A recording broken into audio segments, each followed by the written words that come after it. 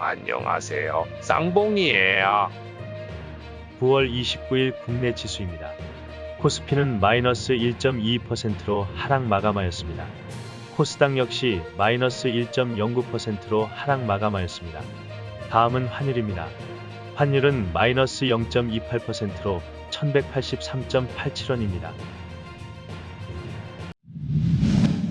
주요 헤드라인입니다. 일론 머스크의 발언으로 비트코인이 소폭 반등하였습니다. 국내 주식시장이 횡보를 지속하면서 대안상품으로 리츠가 주목받고 있습니다. 베트남 증시가 글로벌 증시 하락에도 상승세를 보이고 있습니다. 유명 투자자 제레미 그랜섬이 증시 버블에 대해 경고했습니다. 전문가들이 증시 반등의 조건에 대해 말했습니다. 중국 헝다그룹이 은행 지분을 팔았지만 여전히 부채의 늪에 허덕이고 있습니다. 미국 정부가 자국 반도체 공급망 문제 해결을 위해 삼성전자와 같은 반도체 기업의 민감한 내부 정보를 요구하는 등 압박에 나섰습니다. 대표 가상화폐 암호화폐 비트코인이 한때 5천만 원 밑으로 떨어졌다가 소폭 반등했습니다. 일론 머스크 테슬라 최고 경영자가 미국 정부를 향해 가상화폐 규제를 멈추라고 한 발언이 다소 시장을 진정시킨 것으로 보입니다. 28일 CNBC에 따르면 그는 캘리포니아주에서 열린 컨퍼런스에서 미국 정부에게 가상화폐과 관련해서 아무것도 하지 말라고 말하고 싶다며 정부는 가상화폐 발전 속도를 늦출 수 있을지라도 파괴할 수 없다고 말했습니다. 국내 주식시장이 횡보를 지속하면서 대안상품으로 리츠가 주목받고 있습니다.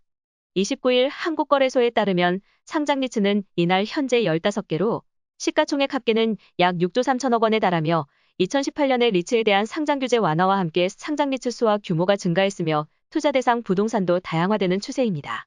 거래소 관계자는 한국의 상장 리츠 시장은 투자자들의 관심이 늘어나고 있다면서 양적, 질적 성장을 지속하고 있는 상장 리츠 시장이 횡보세인 한국 증시에서 갈피를 잡기 어려운 투자자들, 꾸준한 배당 수익을 노리는 투자자들에게 새로운 대안이 될 수 있다고 말했습니다. 베트남 증시가 미국, 유럽 등 주요국 증시 하락에도 불구하고 상승세를 보이고 있습니다.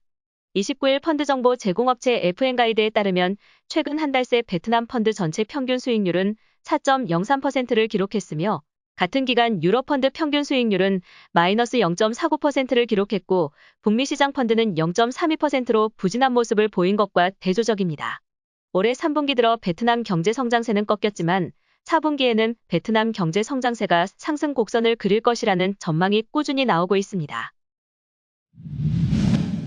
미국의 저명한 투자자이자 헤지펀드 GMO의 공동 창업자 제레미 그랜섬이 현재 미국 주식시장이 전례 없이 과열됐다고 경고했습니다. 그는 버블이 주로 3년 동안 부풀려진 뒤 이후 3년에 걸쳐 수축하는 등 총 6년간 시장에 머무른다며 2021년 이 거품의 징후가 다시 관측되고 있다고 설명했으며 미국 주식의 거품이 언제든지 터질 수 있다며 몹시 고통스러운 시간을 보내게 될지도 모른다고 덧붙였습니다. 한편 그랜섬은 지난 1989년 일본 자산 거품과 2000년대 닷컴 버블, 2008년 하우징 위기를 정확히 예견한 바 있습니다. 국내 증시가 이틀 연속 급락 중이며 코스피는 장중 3030선까지 밀렸고 코스닥은 개장부터 천스닥이 붕괴됐습니다. 증시 전문가들은 연이은 약세 원인으로 외부가 아닌 내부 요인인 기업 실적을 꼽았으며 미국 국채금리 상승 등 매크로 영향도 있지만 본질적으론 실적에 대한 눈높이가 개선되지 못하고 있다는 지적입니다.